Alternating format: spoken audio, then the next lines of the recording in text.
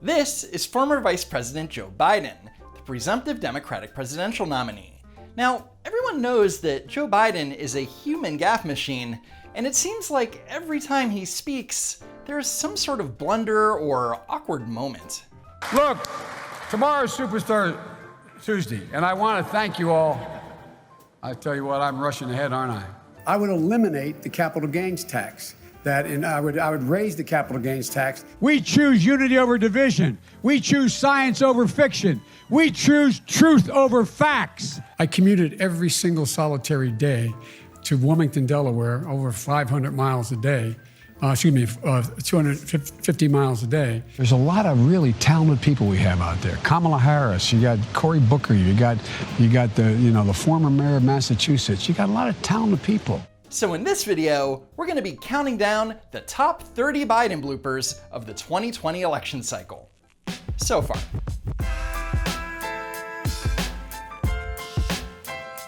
So, as many of you know, President Trump calls Joe Biden Sleepy Joe, and with good reason. You know, the rapidly rising I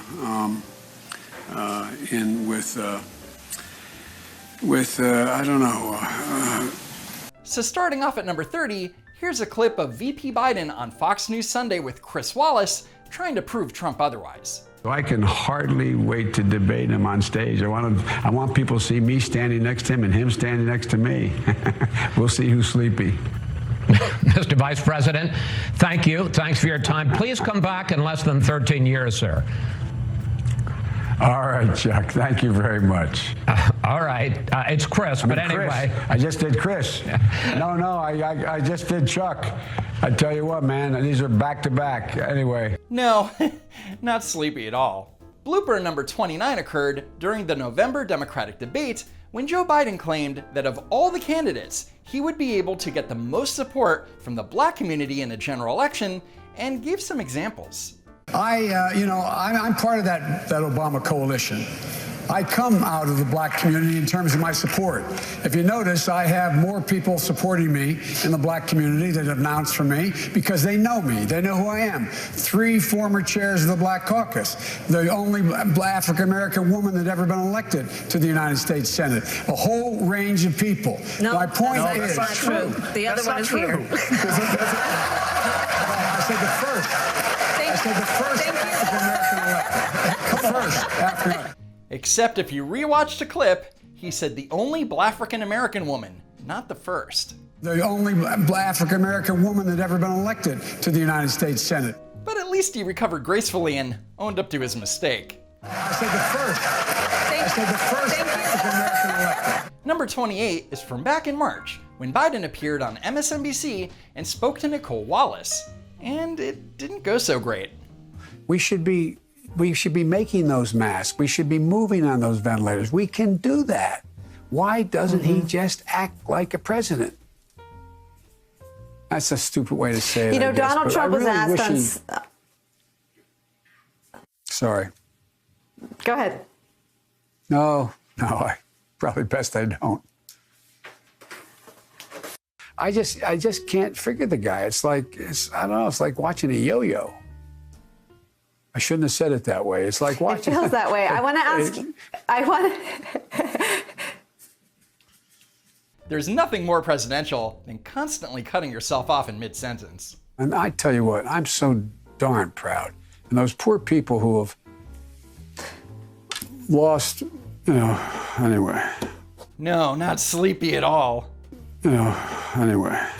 Biden blooper number 27 is something that you might have seen recently. Hello, everyone. Hi, Joe. I'm coming directly to you for ask a quick favor. The utter incompetence of Joe Biden's staff is stunning. Not only did they not catch that Biden flubbed the line, but then they still decided to make it into an ad and push it out to millions of people. I'm coming directly to you for ask a quick favor. And we're really supposed to believe that this is the guy that's leading in the polls? Yeah, sure. Number 26 in the countdown is Joe Biden at a climate change town hall hosted by CNN. I would see to it immediately moving toward, we're in fact in a position now that if in fact we dealt with mitigation across the board just what we did in the last administration and before, leading to a standard that we provide efficiency for appliances. What? That saves billions of gallons of gasoline. I mean, billions of $2.3 billion worth of, $500 billion in savings and 2-something billion metric tons of CO2 going in the air. Oh, my brain hurts. Coming in at number 25 is when Joe Biden was making a campaign stop in Keene, New Hampshire. I'm back. I've been here a number of times. Last time was, I think, all the way back in 2014, but I've been here before that. I love this place. Look, what's not to like about Vermont in terms of the beauty of it? And what a neat town. New Hampshire, Vermont, same difference. No wonder Biden placed 5th in their primary. Number 24 in the countdown needs no setup. Because we cannot get reelected. We cannot win this reelection. We can only reelect Donald Trump. I'm Donald Trump, and I approve this message. Blooper number 23 is from the 6th Democratic presidential debate, where Politico's Tim Alberta asked Biden about his age. If elected, you would turn 82 at the end of your first term. You'd be the oldest president in American history. Are you willing? Churchill. Are you willing to commit American history? Oh, American history. Yes. Are you? I was joking. That was a joke. Okay. That's not the only joke, Joe Biden. Biden blooper number 22 is one of my personal favorites. Electric vehicles, in fact, the biggest problem is you can't stop to charge. We should have charging stations along every interstate highway in the country. You pay for it just like you did gasoline. But if you can do that with bicycles in town and you can put a nickel, I'm serious. Nothing shows how old and out of touch you are by claiming that there are still things that only cost a nickel. You picked them, Democrats, and now you're stuck with them. What are we doing? What are we doing? Number 21 is from the Democratic presidential debate in New Hampshire. We should make sure that we have no one going to jail for a drug offense. They go directly mandatory prison. Mandatory treatment, not prison. Okay, calm down, Joe. The fact of the matter is that what's happened is that we're in a situation now where there are so many people who are in jail and shouldn't be in jail. The whole means by which this should change is the whole model has to change. We should be talking about rehabilitation. Nobody should be in jail for a nonviolent crime. Nonviolent criminals shouldn't go to jail? Really? And for whatever reason, the debate moderators and the other candidates just like gaffes like this slide, which is precisely why Joe Biden is your Democratic nominee. Coming in at number 20, Joe Biden tells us how he's made the country safer. I'm also the only guy that got assault weapons banned, and the number of clips in a gun banned. Did you hear that, guys? Thanks to Joe Biden, you can't insert more than one magazine at a time into a pistol or a rifle. God bless you, Joe Biden. Number 19 is Joe Biden wanting poor kids to hear more words or something. We bring social workers into homes of parents to help them deal with how to raise their children. It's not that they don't want to help, they don't know quite what to do. Play the radio, make sure the television, make sure you have the record player on at night, the phone, make sure the kids hear words. A kid coming from a very poor school, or a very poor background, will hear 4 million words fewer spoken by the time they get there.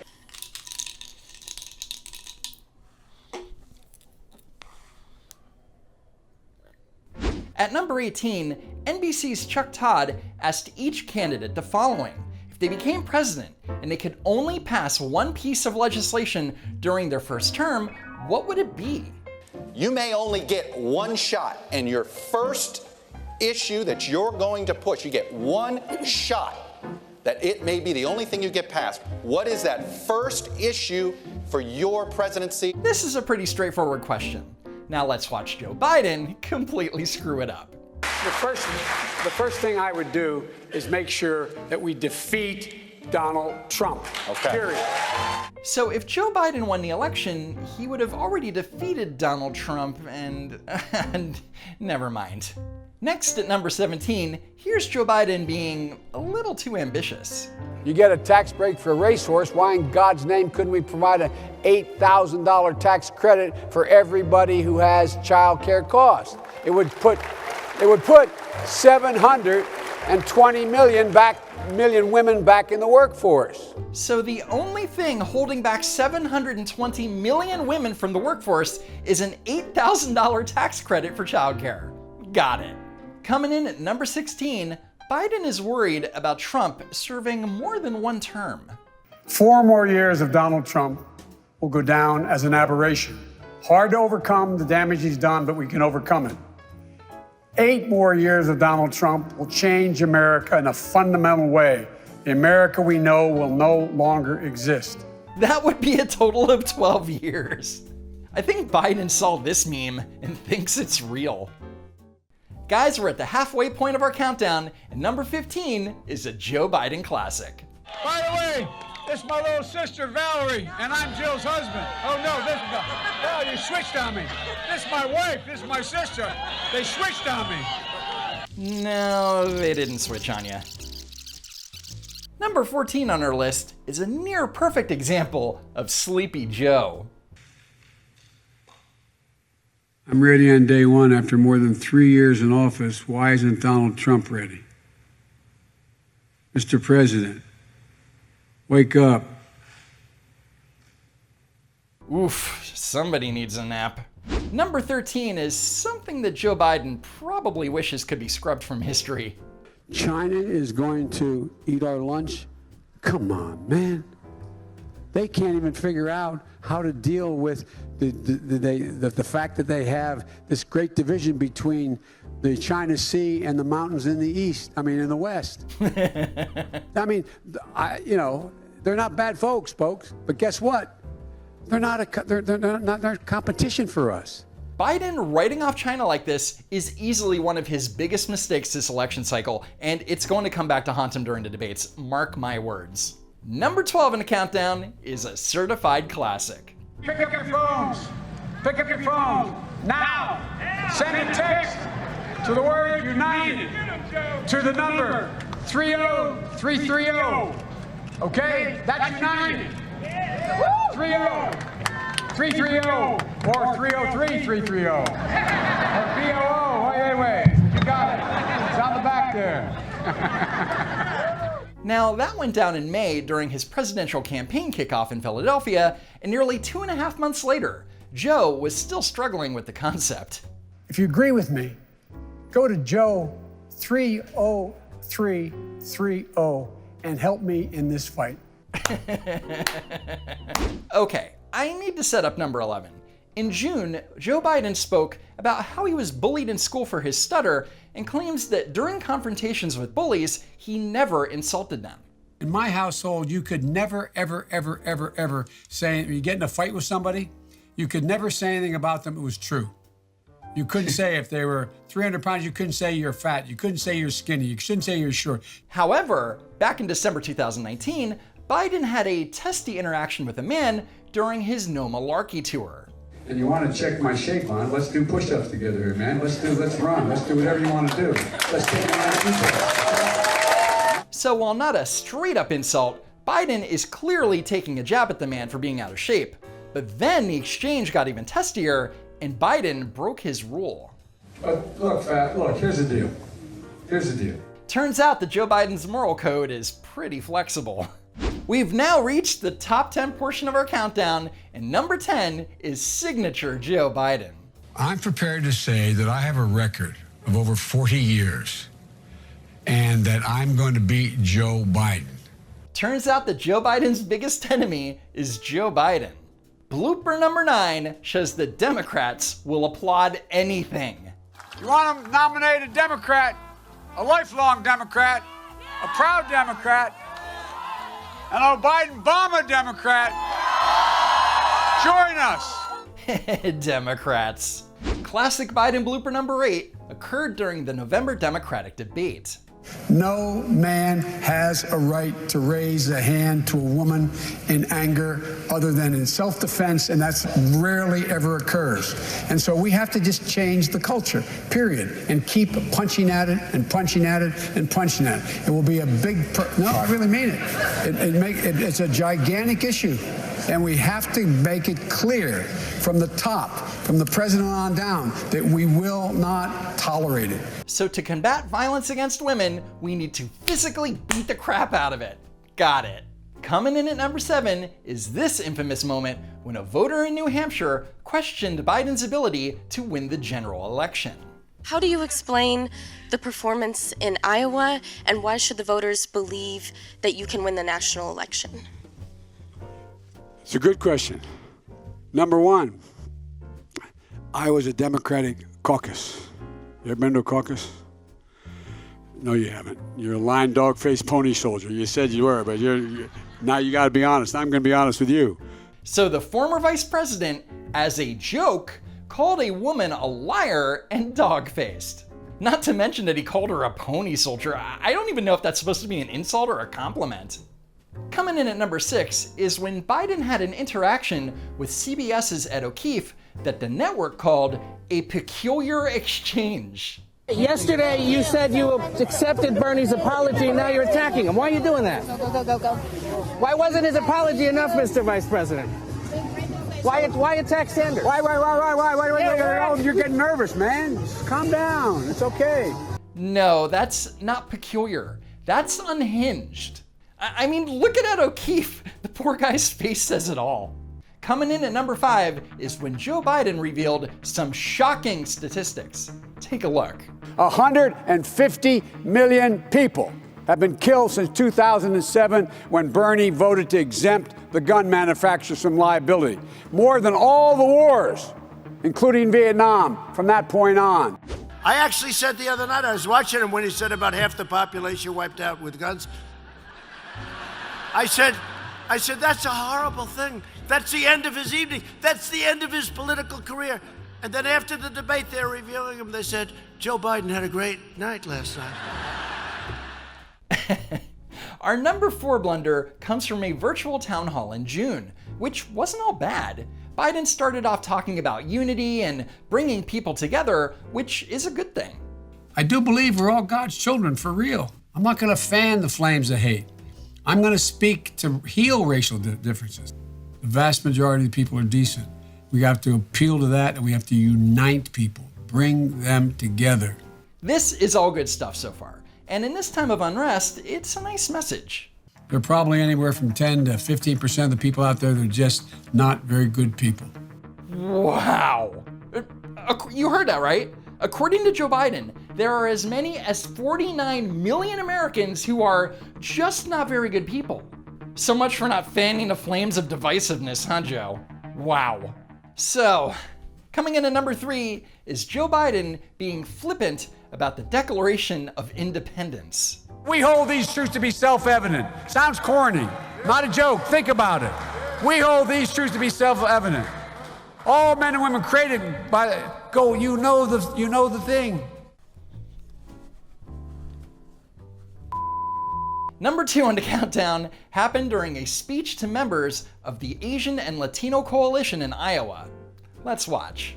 We have this notion that somehow if you're poor, you cannot do it. Poor kids are just as bright and just as talented as white kids. Wealthy kids, black kids, Asian kids. No, I really mean it, but think how we think about it.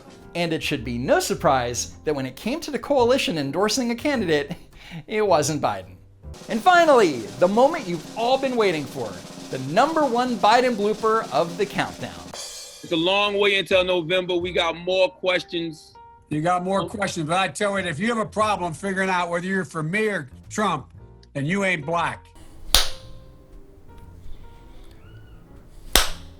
I'm sure I don't need to point this out, but Biden saying that you're not black if you vote for Trump is very racist. I can't imagine that most people could get away with saying that, including Trump. On top of that, Joe Biden made some dubious claims.